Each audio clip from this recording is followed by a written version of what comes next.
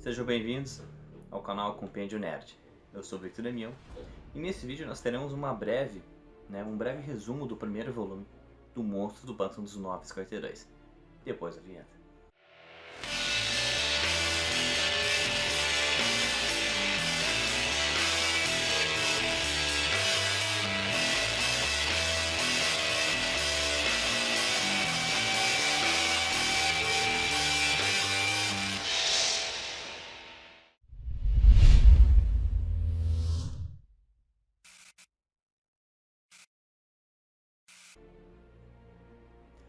O primeiro volume do Monstro do Pântano, publicado como parte dos 952 em 2011, é chamado de Sacudindo os Ossos e compila as 7 primeiras edições da mesma, após o reboot da linha do tempo chamado de Ponto de Ignição.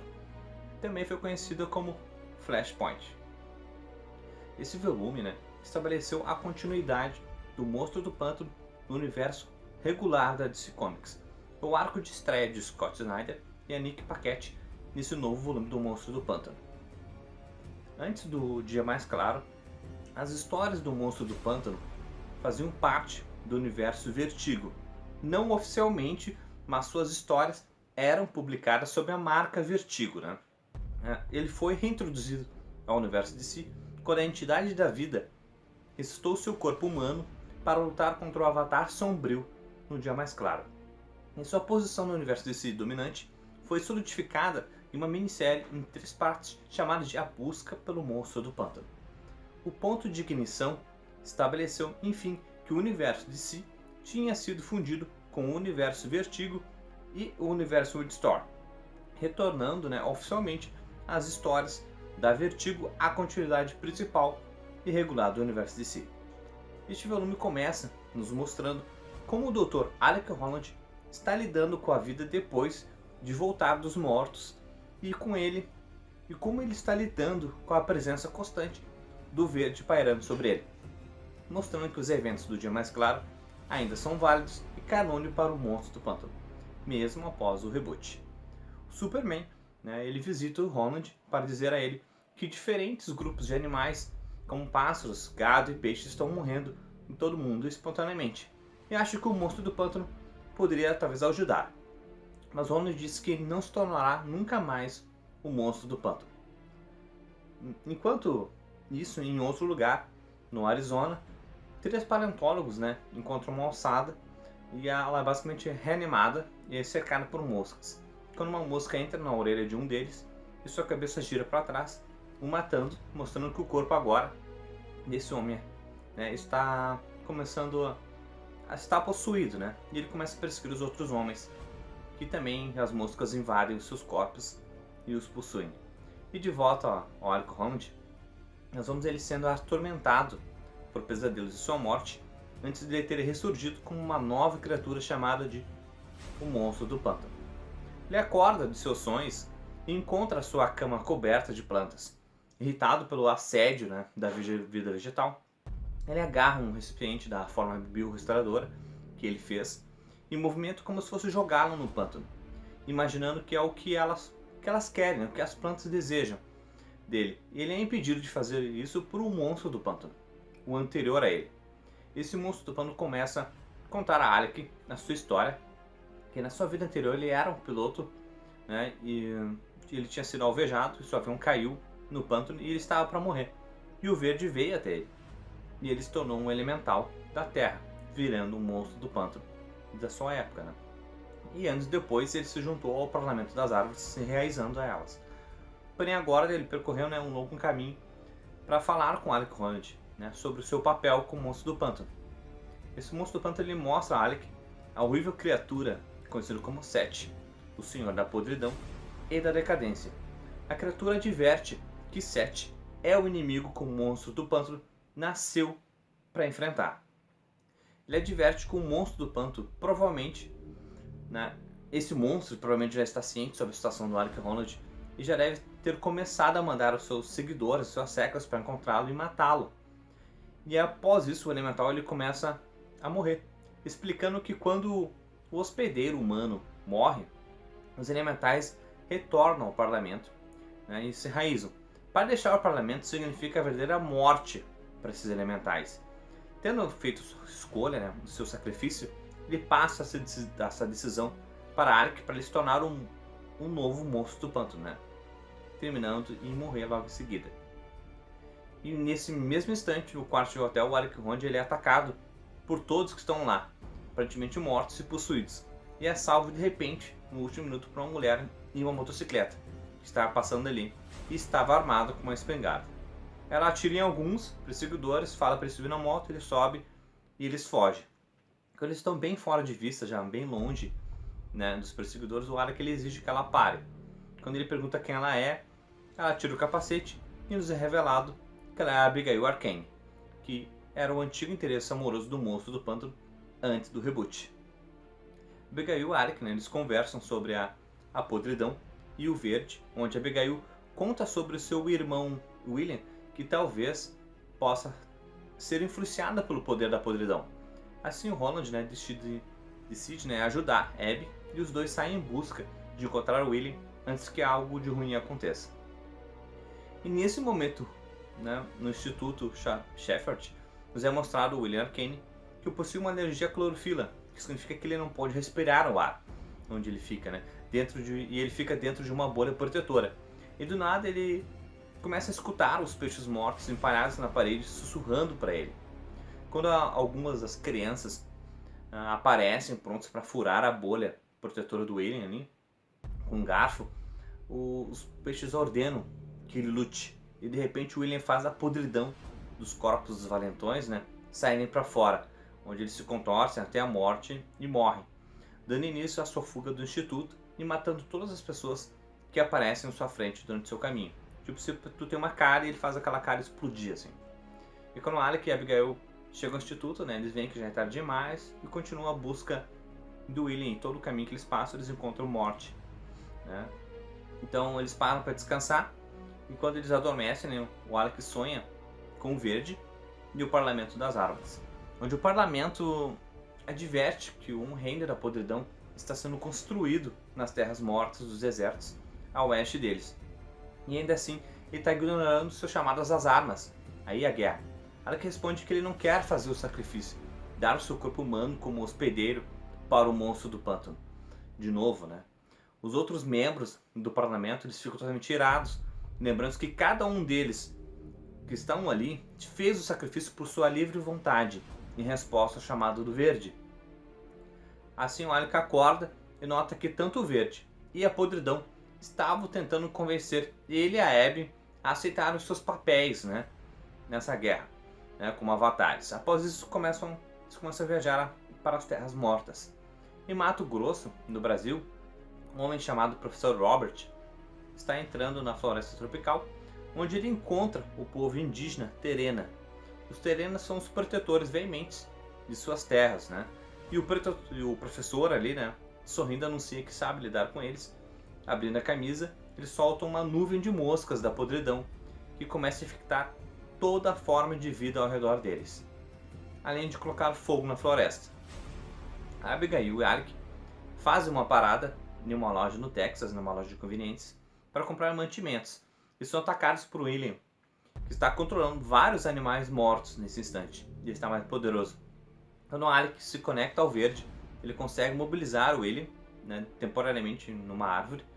Porém, Abigail fica machucada no confronto e Alec começa a fazer um curativo. Enquanto eles estão conversando, eles admitem que ambos tiveram sonhos, né, às vezes pesadelos, sobre suas respectivas forças elementares. Alec sonhava com uma garota feita de ossos e Abigail sonhava com um menino cheio de folhas, né? Então sempre houve aviso dos elementos para evitar que eles se encontrem, né? Mas agora, né, percebendo que ambos estavam sonhando um com o outro, suas próprias vozes pareciam mais fortes e mais altas do que o Verde e da podridão, deixando de lado a oposição natural que suas forças internas, né, têm um pelo outro. Alec e Abigail compartilham o seu primeiro beijo e os espíritos dentro deles se abraçam. Uma cena poética e bonita. Porém, Alec repentinamente sente que algo está errado com o Verde. O parlamento das árvores estão gritando de medo e de repente a Abby é envolvida por tentáculos da podridão Quando Alec tenta desesperadamente libertá-la, o jovem William, né, escapa da árvore em que está e começa a rir, explicando que o Verde finalmente perdeu. Aí nos é mostrado a última cena do Brasil, né, que o professor Hobbit e os outros escravos da podridão começam a atear fogo no parlamento das árvores. William afirma que tanto Alec quanto Alec sabiam que isso estava por vir, que Alec deveria ter se tornado o monstro do pântano, e que tudo isso é culpa de Alec, por ele ter escolhido não lutar. O menino revela que nunca foi ele quem a podridão queria, mas sim a Abby. E de dentro da bolha crescente de carne podre, que ela está presa, Abby ofega e que Alec deve matá-la. Ele fala que ele deve correr, pois quando ela sair do casulo, ela vai estar com fome. Ela grita para ele se afastar e ele finalmente se decide. E copa a motocicleta e fala que promete voltar por ela. Alec volta para o pântano, pede ao Verde para transformá-lo no monstro do pântano novamente. Uma raiz de árvore envolve a mão dele e o parlamento responde que é tarde demais. Eles estão morrendo e ele falhou com eles. Quando um agente da podridão aparece atrás de Alec e o atravessa o peito dele com uma motosserra. O parlamento das árvores então, ali, salva o Alec de morrer temporariamente e cria um casulo de folhas em cima dele. Alec, arrependido, pede para eles transformarem ele no monstro do pântano. O parlamento diz estar muito fraco para fazer a transformação. E por isso o Alec diz para eles usarem então a forma biorrestauradora, que vai dar um up, né, que está na sua bolsa. Assim o parlamento consegue transformá-lo no monstro do pântano, o protetor do Verde. E assim, renascido, ele destrói todos os possuídos que estão ali na volta, no pântano. E então ele faz brotar asas de folhas de suas costas e voa em direção a Abby. Assim concluindo a história deste primeiro volume, onde ela continua no segundo volume do Monstro do Pântano, chamada de O Monstro do Pântano, Árvore Genealógica. Bem, esse volume também possui algumas certas curiosidades, né, basicamente interessantes. A Pandora faz uma breve aparição, né, para testemunhar os eventos dessa história, como ela faz em todos os números 1 publicados como parte dos 952. Ela aparece observando Alec enquanto ele estava conversando com um de seus colegas durante o trabalho. O Total Banks Motel, onde fica hospedado durante este volume, é uma referência ao artista John Totelban, que trabalhou em inúmeras capas e edições do Monstro do Pântano. Também temos a combinação de segurança de Alec Holland que ele usa, que é 1971, que é o ano em que Alex Olsen apareceu como o primeiro monstro do pântano, né, em Halls of Secrets 92, né, a Mansão dos Segredos, traduzindo. Além disso, também tem a história de Ritson, que aparece no volume, que é uma homenagem ao criador do monstro do pântano, né, que foi o Bernie Ritson, e talvez seja o ex-escritor do monstro do pântano, Lee Win, sentado perto da janela do restaurante. Como outro aceno para um outro contribuidor do passado do Monstro do Pântano, também temos a Abigail Arcane, que ela tem uma motocicleta, né, fabricada pela Bissett Motors, né, homenageando Steve Bissett. Né, e na sequência de flashback também temos a Abigail Arcane usando um jeans chamado It's, outra homenagem, dessa vez ao Toon It's. E a última curiosidade, né, é o personagem Dr. D. Durock, do Instituto Shepard, que estava cuidando do Willie, né, que recebe o nome de Dick Durock, que foi quem interpretou o Monstro do Pântano nos filmes e nas séries de TV dos anos 90, do Monstro do Pântano. Né? As minhas impressões foi que o escritor Scott Snyder ele conseguiu manter a continuidade do passado sem recorrer às histórias excessivamente, né, complicadas. Ele conseguiu criar uma história do Monstro do Pântano que atendia aos leitores recém-chegados, aos novos leitores, né, tanto quanto aos fãs do Monstro do Pântano de antigamente, tornando essa nova série uma das principais histórias dos 952 publicadas. Enquanto a história assustadora, né, de Scott Snyder nos mantém fascinados, né, pelo trabalho, o trabalho do desenhista Yannick Paquette mantém nossos olhos grudados nas páginas. O Paquette não apenas entende o fluxo do painel para contar histórias, efetivamente, né, mas também coloca os desenhos visualmente, né, bem mais atraentes que você provavelmente encontrará nos quadrinhos. Esse monstro do pântano é um tour, né, em contar histórias e obra de arte, tornando facilmente um dos melhores quadrinhos do relançamento de 2011 dos 952, né, pós-Ponto de Ignição. Tem que salientar que Alec e Abby são uma ótima dupla, né, a sua química juntos funciona muito bem, além, é claro, de mostrar que ambos possuem a mesma conexão, né, com suas influências elementares e terem histórias semelhantes. Eu recomendo lerem principalmente a quem não quer ler apenas histórias de super-heróis encapuzados, né? Ou também que quer um certo horror, né, nos quadrinhos e ler algo diferente. O Monstro do Pântano do universo tradicional, do universo de si, agora presente também. Bem, essas foram as minhas impressões. E vocês, o que acharam do primeiro volume do Monstro do Pântano? Deixem nos comentários disso que vocês acharam aí embaixo aí, ok? Também, né, no nosso próximo resumo da linha Dark dos 952, vai ser o primeiro volume do Frankenstein, Agente da Sombra, em A Guerra dos Monstros. Então, já se inscreve no canal para não perder mais, né, os próximos resumos. Não esquece de curtir e de compartilhar. E obrigado por assistirem, né? E também, querendo salientar, todo o volume ele foi publicado na revista Dark de 2012, que saiu pela Panini. A gente pode ver aqui alguns, né? Foram publicadas, né, 1 a 7 do Monstro do Pântano em Dark de 1 a 7. Pode encontrar em sebos, né? Vou deixar o link na descrição do volume em inglês, porque não existe a publicação ainda dos 952 do Monstro do Pântano aqui no Brasil desse volume. Então, até mais, pessoal. Fui.